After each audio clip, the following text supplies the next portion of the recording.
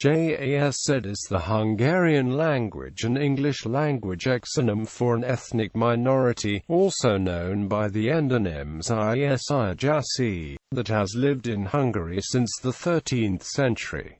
The Jász originated as an Ossetian people in Sarmatia. The Jász live mostly in a region known as Jászság, which comprises the northwestern part of Jász-Nagykun-Szolnok county. Jassy is the common name in English for the original language of the Jász, a dialect of Ossetian and, therefore, the broader Iranian language family. Jassy is now extinct and has been replaced by Hungarian.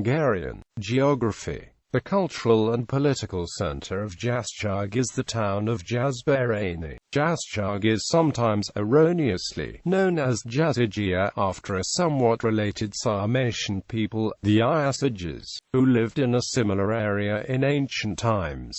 However, there is no direct connection between the Jász and Iasi.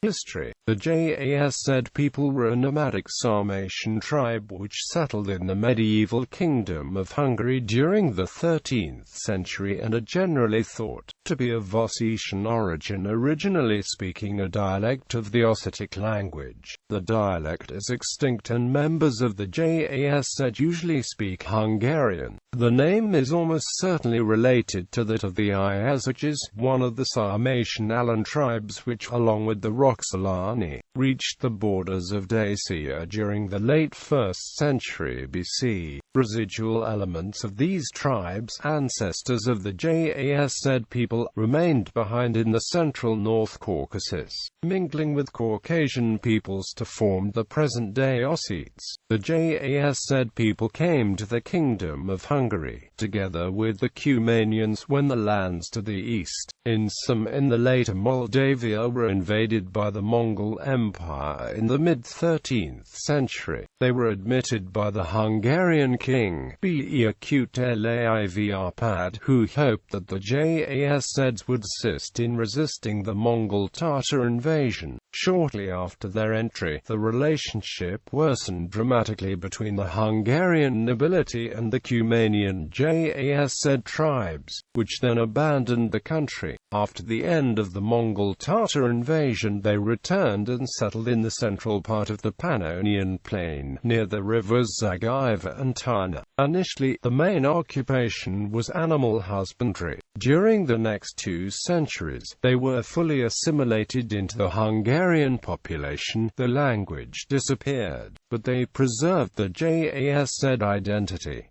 The Hungarian rulers granted the Jász people special privileges. Thus, the Jász were able to be more or less self-governing in an area known as Jászság, in which Jász developed into the regional, cultural and administrative center. In the 16th–17th centuries, areas populated by the Jász people were under Ottoman administration. But at the end of the 17th century they were recaptured and returned to the Kingdom of Hungary, which was then part of the Habsburg monarchy. Habsburg Emperor Leopold I sold the area to the Knights of the Teutonic Order.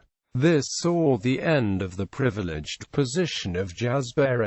However, the Jász people did not want to accept this situation and started to collect money with which they could buy the freedom. By 1745, they had collected 500,000 Rhenish gold florins, a considerable sum for those days. However, in this time the famous act of redemption took place. The Empress Maria Theresa restored the Jász land and Jász hereditary privileges. From this point onwards, Jász flourished. The Jász regional autonomy was preserved until the year 1876, when area populated by the Jász was administratively included into the Jász-Nagykun-Szolnok county. After dissolution of Austria-Hungary in 1918, areas populated by the Jász people were included into an independent Hungary. Over a dozen settlements in the Great Hungarian Plain still include a link to the Jász.